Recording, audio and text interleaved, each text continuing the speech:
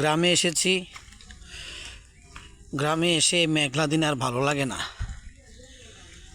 তাই একটু লাউ ক্ষেত দেখার জন্য যাইতেছি।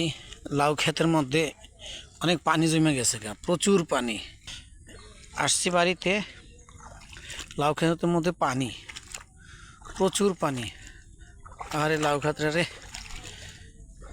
এই পানির মধ্যে নামতেছি, অনেক পানি। লাউ ক্ষেতটার মধ্যে সার দিতে হবে, সার দিলে লাউ ক্ষেতটা আরও সুন্দর হবে, তরতাজা হয়ে আসবে।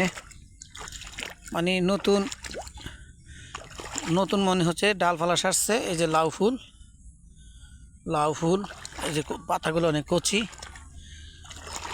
পাতাগুলো অনেক কচি। এটাতে লাউ ধরবে, অলরেডি লাউ একটা ধরছে। লাউটা কই গেল? ওই যে লাউ, এই যে লাউ, এই যে আরেকটা লাউ, একদম খাঁটি লাউ, বিষমুক্ত।